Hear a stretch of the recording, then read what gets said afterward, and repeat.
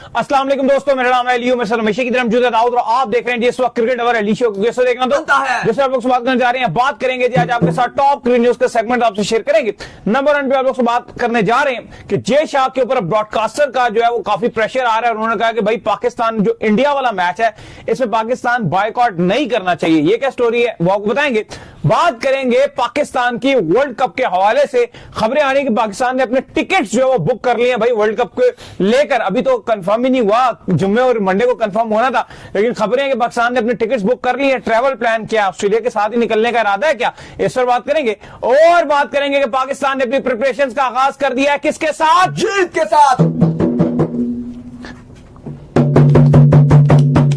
तो विक्ट्री के साथ जो है पाकिस्तान ने ऑस्ट्रेलिया को जो है वो हराकर हम सबका दिल जो है खुश किया है, इस पर ही बात करेंगे। तो अगर आप हमारे चैनल पर पहली बार हैं, चैनल को अभी सब्सक्राइब करें, साथ लेके बेल आइकन दबाना। बात का खास करते हैं नमून खबर के साथ जो हमारे पास आ रही है। तो दाऊद साहब, ब्रॉडकास्टर्स को जो है वो इस चीज का अब जो है वो खटका लगना शुरू हो गया है, क्योंकि मसला ये आ रहा है कि पाकिस्तान बड़ी आप कह लो कि डीप प्लानिंग के साथ जा रहा है। पहले पाकिस्तान ये प्लान कर रहा था कि हम वर्ल्ड कप का जो है बाइकआउट कर दें, जिसके बाद पाकिस्तान को थोड़ी सी अक्ल आई और पाकिस्तान ने कहा देखें इससे तो मेन हम ये चाह रहे हैं कि यार ब्रॉडकास्टर को नुकसान होना, तो इससे तो उल्टा हमें ही नुकसान होगा, हमारे पर सेक्शंस भी लग जाएंगे, जो पैसे मिलते हैं आईसीसी से वो भी चले जाएंगे, बांग्लादेश तो वैसे बाहर हो गया। तो अब पाकिस्तान ने मजीद प्रेशराइज करने का ये प्लान बना लिया है कि इंडिया वाले मैच का जो है ना वो एंड में जाके पाकिस्तान कंफर्म करेगा कि उसको खेलना है या नहीं खेलना। तो अब ब्रॉडकास्टर को खटका ये लग गया कि अगर खुदा न खास्ता पाकिस्तान ने एंड में जाके मना कर दिया कि भाई हम इस मैच को नहीं खेलते हैं, तो वर्ल्ड कप का आधा खर्चा फिर हमें कहां से निकलेगा, फिर जय शाह अकेले तो पेमेंट नहीं करने वाले। तो लिहाजा अब जय शाह के ऊपर जो है ऐसा आईसीसी चेयरमैन जो है ब्रॉडकास्टर ने प्रेशर बनाना शुरू कर दिया है कि पाकिस्तान इंडिया वाला जो मैच है वो होना चाहिए। वैसे तो हमें पता है कि पाकिस्तान एंड में जाके खेल लेगा, लेकिन मुझे लगता है कि पाकिस्तान ऐसा खिलाड़ी है जो आखिर तक इनको सताएगा जरूर। देखो, ये हम बहुत बार बार आपको बता रहे हैं, जब प्राइम मिनिस्टर शहबाज शरीफ की मोहसिन नकवी से मुलाकात हुई थी तब से हम आपको बता रहे हैं कि मुलाकात में ये कह दिया गया था कि पाकिस्तान वर्ल्ड कप खेल ले, लेकिन मुकम्मल एहतजाज और प्रोटेस्ट जब जब मौका मिले पाकिस्तान रिकॉर्ड करवाए। अब पाकिस्तान करने क्या जा रहा है वो आपको बता देते हैं। आईसीसी और जय शाह में क्या खुलबुली मच रही है वो भी आपको बताते हैं। पाकिस्तान क्रिकेट बोर्ड तो ये ऐलान करने जा रहा है कि अब पाकिस्तान वर्ल्ड कप के लिए टीम भेज रहा है, लेकिन इंडिया वाले मैच का हम फैसला अभी बाद में करेंगे, जिसका मतलब यह कि और लटकाया जाएगा। यह फैसला होने जा रहा है, हम आपको पहले से बता रहे हैं। लेकिन अली साहब, जो बड़ी अपडेट है वो यह है कि आईसीसी शदीद तफ्शीश में पाया जाता है। आईसीसी जिसकी सदारत जय शाह कर रहे हैं, उनकी टीम मेंबरान जो है वो पाकिस्तान क्रिकेट बोर्ड से लगातार राब्ते में है और पाकिस्तान क्रिकेट बोर्ड से कह रहे हैं कि आप कोई ऐसा फैसला ना कीजिएगा जो वर्ल्ड कप को खराब करे। और वो इसलिए कर रहे हैं कि ब्रॉडकास्टर ने पूरी तरीके से जो डंडा है वो आईसीसी की तरफ रुख कर दिया और आईसीसी को ब्रॉडकास्टर ने कहा कि भाई ये पाकिस्तान को लाना आपकी जिम्मेदारी है, आपकी रिस्पॉन्सिबिलिटी है। ये अगर पाकिस्तान ने कहा कि हम नहीं आ रहे या हम आ गए, हम इंडिया पाकिस्तान का मैच नहीं खेल रहे, ये नहीं हो रहे वो नहीं हो रहे, भाई अब नहीं हो सकता, अब बहुत लेट हो गया, जो होना तो हो गया। हमने पैसे पकड़ लिए हैं, हमने इस मैच के इश्तिहार के पैसे एशिया कप से भी ज्यादा दुगने अमाउंट में पकड़े हुए हैं, क्योंकि हाइप इतनी बन गई इंडिया पाकिस्तान के मैच की, हमने एडवर्टाइजर से पैसा पकड़ लिया। अब कुछ नहीं हो सकता। अगर आप पाकिस्तान बीच में बैक मारता है या पाकिस्तान कहता है कि हम नहीं आ रहे, भाई मैं आपको गरिमान पकड़ूंगा। ब्रॉडकास्टर ने आईसीसी को बोल दिया और आईसीसी का हेड है जय शाह, और जय शाह ने इस टाइम अपनी एक टीम बनाई है आईसीसी ने, जो वो पाकिस्तान से मुकम्मल राब्ते में है और पाकिस्तान को कन्विंस कर रहे हैं कि भाई वास्ते आपका इस टाइम कोई मस्ती हम अफोर्ड नहीं कर सकते, वर्ल्ड कप आखिरी मोमेंट पर है, आप एक टेस्ट प्लेइंग नेशन हो, आप आईसीसी के फुल मेंबर हो, आईसीसी का 4th मोस्ट आप रेवेन्यू लेते हो, आप मस्ती मत करना। लेकिन रियलिटी यह है कि इस टाइम आईसीसी शदीद बुखलाहट का शिकार है। पहला जो उन्होंने कहा कि हम आपको हरजाना भेजेंगे, ब्रॉडकास्टर ने आईसीसी को बोला कि अगर पाकिस्तान ना आया तो हम मस्ती आपके साथ करेंगे और 38 मिलियन US$ का आपको पहला आपको भेजेंगे सिर्फ इस इवेंट का, ये नहीं कि ओवरऑल, सिर्फ इस इवेंट का हम आपको एक मैच का 38 मिलियन यूएस डॉलर का आपको चालान भेजेंगे, क्योंकि हमें इससे ज्यादा तो प्रॉफिट होना है। ये तो खाली हमने एक इनिशियल स्टेज में अमाउंट पकड़ी और एक्चुअल जो गेम है वो है ये है। अगर आप देखें तो पाकिस्तान जो इंडिया का मैच है वो एक्चुअल गेम ही यहां से बनती है। और मजे की बात यह कि पाकिस्तान को तो पैसे मिलते हैं, लेकिन चूंकि इंडिया ने एक नया फार्मूला के तहत ये कहानी करवा ली है कि 50% जो वो इंडिया को रेवेन्यू जो है वो जाता है। आपको पता ही है कि आईसीसी का जितना होता है, फिर बाद में पहले तो ये होता था कि सब में जो है बराबरी की सतह के ऊपर बांट दिया जाता था, लेकिन अब ये कहानी सामने आ चुकी है कि इंडिया ने पहले अपना रेवेन्यू जो साइड पे कर लिया, क्योंकि उनकी वजह से रेवेन्यू ज्यादा जनरेट होता है। तो अब उन्होंने कहा कि भाई हम ज्यादा लेंगे, बाकी कट कट के जाएगा। तो मेन रेवेन्यू जो जाएगा वो यहीं से जाना है, इंडिया वर्सेस पाकिस्तान वाले मैच से भी ज्यादा है। हाँ। इंडिया जो टोटल अपना एक साल का आईसीसी से रेवेन्यू लेता है वो $240 मिलियन लेता है। आईसीसी हर बोर्ड को जो पैसे देता है वो 2 किस्तों में देता है, 6-6 महीने की किस्त में देता है। यानी कि इंडिया को एक किस्त मिलती है 120 मिलियन यूएस डॉलर की, और दूसरी किस्त मिलती है 120 मिलियन डॉलर की वो अलग। अब पाकिस्तान क्रिकेट बोर्ड जो है वो लेता है तकरीबन 34-35 मिलियन यूएस डॉलर के करीब लेता है। पाकिस्तान की 2 किस्तें होती हैं 17-17 मिलियन यूएस डॉलर की। इसी तरह इंग्लैंड फिर सेकंड नंबर पे लेता है, वो 41 मिलियन डॉलर लेता है। फिर जो ऑस्ट्रेलियन क्रिकेट बोर्ड है वो 37 मिलियन यूएस डॉलर लेता है। तो सबका पैसा कट हो सकता है, लेकिन फिलहाल अली साहब एक्चुअली हमने आपको बता दिया कि पीसीबी एंड तक खाली डराएगा, खेलेगा। पाकिस्तान खेल रहा है। और इनसाइडर ये रिपोर्ट्स आ रही हैं, प्लस इंटरनेशनल मीडिया ने भी ये रिपोर्ट किया। हम तो अगर आपने हमारे शो देखे हो तो हम तो आपको इवन अभी से नहीं महीनों से ये बता रहे थे कि जब पाकिस्तान ने जाना था श्रीलंका वर्ल्ड कप खेलने के लिए और ऑस्ट्रेलिया और पाकिस्तान की सीरीज थी, तो एक ही जहाज में बिठा के दोनों को रुखसत किया जाएगा। मतलब ये पहले का प्लान था पाकिस्तान क्रिकेट बोर्ड का, अभी की बात नहीं है ये। मतलब 1.5-2 महीने से ही ये प्लान था कि जब वापस जाएगी पाकिस्तान टीम और ऑस्ट्रेलिया टीम, दोनों ने क्योंकि श्रीलंका में खेलने अपने मैचेस इनिशियल, और दोनों ने वहीं पहुंचना है, वार्म अप भी दोनों के वहीं है, तो दोनों को एक ही जहाज में रुखसत किया जाएगा। तो अब अपडेट ये आ रही है कि दोनों के जो फ्लाइट्स हैं वो बुक हो चुकी हैं।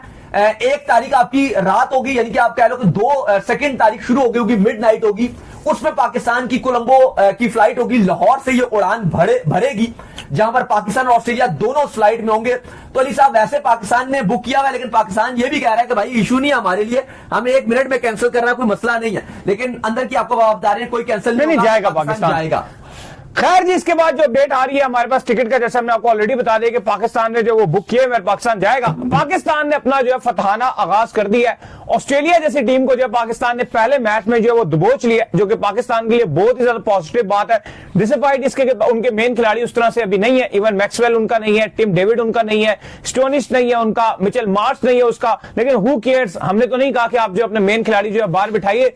फिर भी ऑस्ट्रेलिया जो है काफी ज्यादा एक स्ट्रॉन्ग टीम है, बट इसके बावजूद पाकिस्तान ने ऑस्ट्रेलिया को पकड़ लिया। भजन देखें, पाकिस्तान ने आज यकीनन तौर पे कमाल कर दिया। पाकिस्तान की तकरीबन 7.5 साल के बाद, 7.5 ईयर्स के बाद पाकिस्तान की ये पहली विक्ट्री है T20 में अगेंस्ट ऑस्ट्रेलिया। पाकिस्तान ने इससे पहले 2018 में ऑस्ट्रेलिया को T20 में शिकस्त दी थी। इवन ऑस्ट्रेलिया और पाकिस्तान की सीरीज इन ऑस्ट्रेलिया होती रही है, इवन तो हम ओडीआई भी जीते, लेकिन T20 में हम वहां भी क्लीन स्वीप होकर आ गए थे।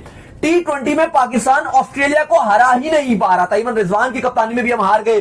फिर इवन आखिरी मैच में आगा को भी कप्तानी दी, वहां पे भी कुछ नहीं हो सका, और पाकिस्तान T20 में बिल्कुल भी जीत नहीं पा रहा। फाइनली तकरीबन 7 साल के अरसे के बाद पाकिस्तान ने ऑस्ट्रेलिया को लाहौर के कदाफी स्टेडियम में 22 रन से ऐसे हराया जिस मैच में पाकिस्तान के बैट्समैन एक टाइम पर मैच को हाथ से गवा बैठे थे। मिडिल ऑर्डर कोलैप्स हो गया था और 168 पर जब पाकिस्तान बुक हो गया और जिस तरह का स्टार्ट ट्रेविस हेड ने लिया था तो लगा कि अब पाकिस्तान के हाथ से यह मैच निकल गया, लेकिन वहां पे पाकिस्तान का spin trio, specially Saim Ayub, Abrar और फिर रही गई कसर जो थी वो नवाज ने भी निकाल दी। पाकिस्तान ने बड़ी बड़ी बिग फिश थी ऑस्ट्रेलिया की, Travis Head, Cameron Green, Matthew Short, Renshaw, इस तरह के खिलाड़ी थे, और पाकिस्तान ने ऑस्ट्रेलिया को न सिर्फ हराकर सीरीज में 1-0 कर दिया, बल्कि अली साहब वर्ल्ड कप की जो घंटी है, खतरे की घंटी, वो भी पाकिस्तान ने बजा दिया और बता दिया कि हम तैयार हैं। क्योंकि इससे पहले अगर पाकिस्तान यहां पर ऑस्ट्रेलिया से खेल रहा है, इंडिया न्यूजीलैंड को होस्ट करके बैठा हुआ है, जहां पर 3 ओडीआई से 5 T20 चल रहे हैं। बड़ी शानदार परफॉर्मेंस दिखाई इंडिया ने अगेंस्ट न्यूजीलैंड, सीरीज 3-0 से कर दी। कल का जो मैच था वो न्यूजीलैंड ने कम बैक किया और अब सीरीज वहां पर 3-1 हो गई है। जाहिर है फैसला 69 भारत के नाम है ये सीरीज, लेकिन इंडिया में बहुत चल रहा था कि इस टाइम इंडिया फुल प्रिपेयर्ड है वर्ल्ड कप के लिए। पाकिस्तान कहां खड़ा है, बे तू कहां पर है, वो जो एक मीम चल रही होती है वो चल रहा था। तो आज पाकिस्तान ने जिस तरह से ऑस्ट्रेलिया को हराया, ये देखते हुए कि इंडिया फ्लैट विकेट्स पे खेल रहा है, वहां पे चलो हम मानते हैं कि इंडिया की जो मैचेस है वो सारे इंडिया में ही है फ्लैट विकेट्स पे, लेकिन पाकिस्तान इंडिया का मैच कोलंबो में है, थोड़ी सी स्लो विकेट होगी। और अगर पाकिस्तान सेमीफाइनल में जाता है या पाकिस्तान फाइनल में जाता है तो वो मैचेस भी अली साहब कोलंबो में ही होंगे। लेकिन दाऊद मेरा मानना है थोड़ी सी आपको प्रिपरेशन जो है वो और करनी पड़ेंगी। उस्मान तारिक को आपको जो है वो ऐड करना पड़ेगा प्लेइंग 11 के अंदर, ख्वाजा नाफे को आपको जो है वो ऐड करना पड़ेगा प्लेइंग 11 के अंदर। स्टिल आप इतने एक जीत लिए, लेकिन बॉलिंग की वजह से आप आज का मैच भी जीते हो। आप बैटिंग के जो एरर्स हैं उनको आप इग्नोर नहीं कर सकते। अभी तक आपका हार्ड हिटर आपके पास मौजूद नहीं है। 10 ओवर तक आपका मैच बिल्कुल ठीक था, लेकिन 10 से लेकर अगला जो 10 है उसमें मैच एकदम से इतना बुरा खराब हो गया कि आप में से किसी एक से भी जो वहां पर हिट लगी नहीं। अगर आप जो है एक हार्ड हिटर नहीं रख के चल रहे, फिर आप बीच में जो है वो कुछ अच्छे बैट्समैन डालिए। उस्मान खान का हमें कोई पता नहीं वो कैसा खेलेंगे, बाबर और ये दोनों आपने मिलकर जरूर डाले हुए, लेकिन बाबर की भी उस तरह से यहां पर भी समझ नहीं आ रही। शायद श्रीलंका जाके थोड़ी समझ आना शुरू हो जाए, बट मुझे लगता है कि स्टिल ख्वाजा नाफे को आपको जो है वो इंक्लूड इस लाइन में करना पड़ेगा, उस्मान तारिक को आपको लाना पड़ेगा, फिर आप इंडिया को पकड़ सकते हैं। क्योंकि इंडिया फंसेगा तो स्पिन के अगेंस्ट फंसेगा, पेस के अगेंस्ट अगर आप कह लो कि हम इंडिया को फंसा लेंगे, आप नहीं फंसा सकते जो मर्जी करें। आपको एक और बात भी, एक अच्छी जो बात है अली साहब, साइम अयूब को चूंकि आज मैच के बाद मैन ऑफ द मैच का अवार्ड दिया गया, well deserve man of the match करते थे।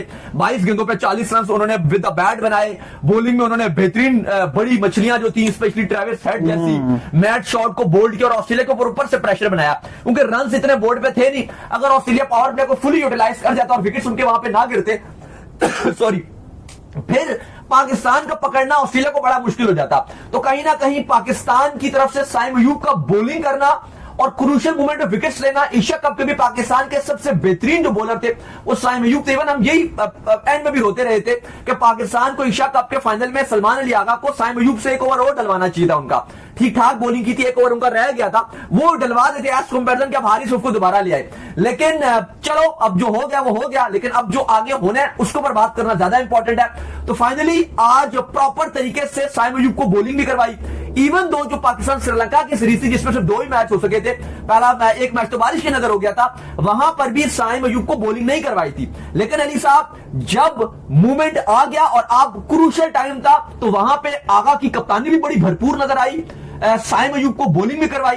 बस अगर इसमें उस्मान तारिक का इंक्लूजन एक और हो जाए तो फिर यह टीम एक्चुअली में अगर आप देखोगे तो स्पेशली बॉलिंग की मैं बात करूं परफेक्ट नजर आएगी। और मालिक अगर इतना खर्चा हो ही गया तो फिर बैटिंग में ख्वाजा नाफे भी अगर आ जाए नहीं, ख्वाजा नाफे को आप प्लेइंग 11 के अंदर डाले, आपके पास बड़े ऑप्शन मौजूद हैं, आप किसी को भी बाहर कर सकते हैं। लेकिन मुझे लगता है कि उस्मान खान की जो परफेक्ट रिप्लेसमेंट है वो बन सकते हैं। अगर आपको ओपनिंग में नहीं समझ आ रही, ओपनिंग में आप देख लीजिए, लेकिन ख्वाजा नाफे को आप किसी तरीके से प्लेइंग 11 में उतारें। ओपनिंग तो खैर चलो साहिबजादा कर ही देंगे, जो इंटरनेशनल में उनका एक्सपोजर अच्छा है वो ऑलरेडी कर रहे हैं, लेकिन हार्ड हिटर आपके पास नहीं है। ख्वाजा नाफे को फिर आप एज हार्ड हिटर यूज कर लें, आपके पास बिल्कुल हार्ड हिटर बैट्समैन नहीं है। पीछे नवाज भी जो वो जितनी बॉलें लेते हैं उनकी भी इतनी समझ नहीं आती कि वो आज किस मूड में, आज वो हमारी तरफ से खेलेंगे या दूसरों की तरफ से खेलेंगे, उनका भी समझ कोई नहीं आती। तो मुझे लगता है ख्वाजा नाफे ऐड करना चाहिए। सलमान अली आगा ने कंफर्म कर दिया आज और उन्होंने कहा कि I will be batting at number 3 in the T20 world cup. और उनका मानना यह था कि चूंकि श्रीलंका में कंडीशन स्पिन की होंगी और मैं चाहता हूं कि स्पिन के ऊपर डोमिनेट किया जाए, स्पिन के ऊपर अटैक किया जाए, मैंने कहा था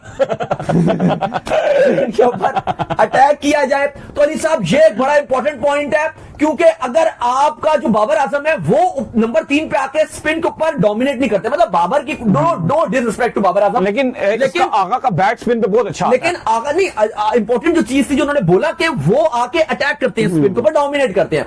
बाबर का यह कि वो एंकरिंग चला सकते हैं। जैसे मैं समझता हूं कि बाबर का वो रोल होगा जो हुसैन तलत का एशिया कप में था कि अगर तो विकेट्स जल्दी गिर गए तो आपका रोल है, लेकिन अगर अच्छा स्टार्ट हो गया है ना तो फिर बेशक आपका रोल नहीं है। यार एक और काम भी आपको करना चाहिए ना, अगर आपका एक अच्छा स्टार्ट हो गया, जैसे आज भी आपका एक अच्छा स्टार्ट हो गया था, मुझे लगता है वहां बाबर को नहीं भेजना चाहिए था। वहां आप नवाज को भेज दें, किसी ऐसे बैट्समैन को भेज दें कि जो चंद बॉलें खेल के अच्छी हिटें मार ले, फिर आप थोड़ा बाबर को थोड़ा सा बाबर को पीछे लेके जाते हैं। अगर पहले पावर प्ले के अंदर आपके 2 आउट हो जाते हैं फिर आप बाबर को भेज दें। हाँ, और मुझे लगता है कि मैं शदाब के वाले से भी बात करूंगा कि शदाब की अगर हम थ्रू आउट अगर पूरे चांस ही नहीं मिला उसको। नहीं, मैं बात कर रहा हूं शदाब की। शदाब कब अच्छा करते हैं, अगर आप शदाब को प्रमोट करते हो 4-5 पे, शादाब, अगर आप, मैं ये नहीं समझ सकता कि अगर आप समझते हो कि शादाब नंबर 7 और 8 पे आके नहीं, आपको वो कुछ भी नहीं करेगा। आपको हिटिंग करके देगा, नहीं।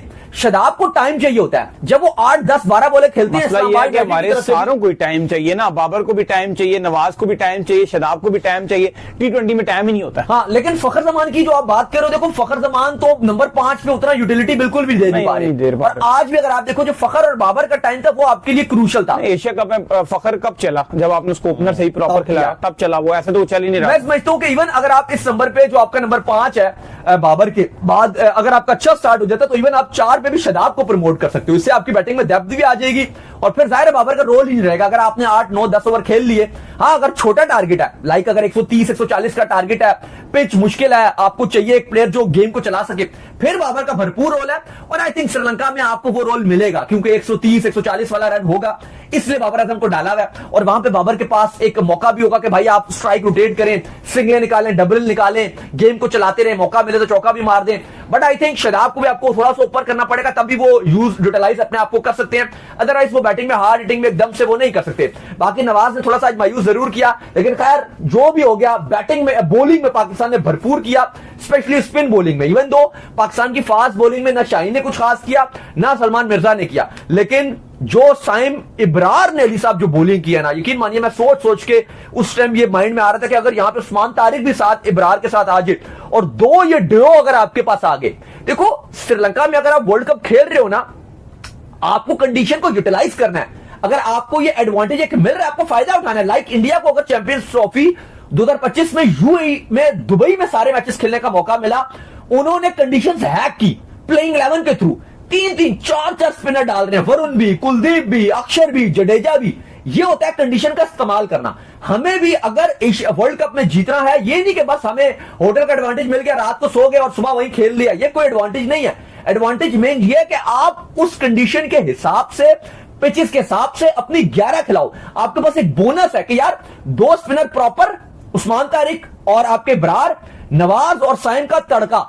फिर आप देखो चलो शादाब चल गए, नहीं चले, वो चलो बोनस में है, लेकिन फिर आप देखो कि आपका जो स्पिन बॉलिंग अटैक होगा वो किस तरह से बड़ी टीम को किस तरह से श्रीलंका में ढेर करेगा। बैटिंग में आप नहीं कर सकते, बैटिंग आपकी जितनी कैपेबिलिटीज हैं वो दिख रही हैं, मतलब बैटिंग में दिया कि चलो पिचेस भी उस तरह की नहीं होंगी। हाँ, ये अच्छा है कि आप इंडिया में नहीं खेल रहे। इंडिया में अगर आप खेल रहे होते तो आपके लिए बहुत ज्यादा तबाही मच जाती, फिर तो आप समझो कि ना ही था इंडिया में खेलना, क्योंकि इंडिया में तो आपकी जो बॉलिंग है वो भी पिटती, बैटिंग भी पिटती, क्योंकि इंडिया में क्वालिटी जो स्पिनर है इंडिया के पास, कुलदीप भी इतना बुरा पिटता है, चक्रवर्ती भी इतना बुरा पिटता है, जो भी जिसको भी आप लगा लें, न्यूजीलैंड का स्पिनर है वो इतना बुरा पिट रहा होता है। जो अच्छी चीज थी वो ये थी कि बाबर आजम के पॉइंट ऑफ व्यू से कि बैटिंग में तो खास उन्होंने नहीं किया, लेकिन आज उन्होंने फील्डिंग बहुत अच्छी की, 3 कैच पकड़े, कॉन्फिडेंस आएगा। बहुत क्रूशल कैचेस थे और बड़े कैचेस थे। स्पेशली कैमरन ग्रीन का जो कैच था वो एक ऐसा कैच था जो एक वाकई बाउंड्री पे, हर किसी का दम की बात नहीं थी कि वो कैच करना। फिर जो ट्रेविस हेड का पहला कैच था वो बड़ा इंपॉर्टेंट था, क्योंकि वो ठीक है उतना मुश्किल नहीं था, लेकिन लाइट्स में, फुल हवा में, और जो लाहौर की अगर आप कदाफी स्टेडियम की जो एलईडी लाइट्स है ना, इसका सबसे बड़ा इशू ये है कि यहाँ पे रात के टाइम फील्डिंग करना मुश्किल है। बॉल उस तरह से कंप्लेन किए लोगों ने कि बहुत सही दिखता नहीं है प्लेयर्स, क्योंकि नाइट व्यू जब होता है तो फिर थोड़ा सा ब्लरी हो जाता है। इवन हमने देखा कि प्लेयर को नजर ही नहीं आई, चेस्ट पे बॉलें खा रहे थे, तो ये एक इशू है। लेकिन वहां पे बाबर आजम ने जिस तरह से फील्डिंग की और कैचेस पकड़े, तो ये एक बाकी टीम को भी मोरल जो है हाई कर। नहीं बिल्कुल जी, पाकिस्तान जिंदाबाद, जिस तरह पाकिस्तान जीता। तो चले, उम्मीद करते हैं आज हमारे शो आपको पसंद है। वीडियो को लाइक कीजिए, हमारे चैनल को सब्सक्राइब कीजिए, साथ लगे बेल आइकन को बजाइए, एक और काम कर लीजिए, वही कर लीजिए, इंस्टाग्राम को आप जाइए, फॉलो कीजिए, इंस्टाग्राम पे मुझे फॉलो कर लीजिए, वहां पे मैं मौजूद हूं, दाऊद क्रिकेट करें। अगर आपको कोई सवाल हो तो भेजिएगा, इनको भी फॉलो, मुझे फॉलो कीजिए, हम ऑफिशियल के नाम से लिंक डिस्क्रिप्शन में, और आप सुनते हैं नेक्स्ट वीडियो में। तब तक के लिए ख्याल रखिए।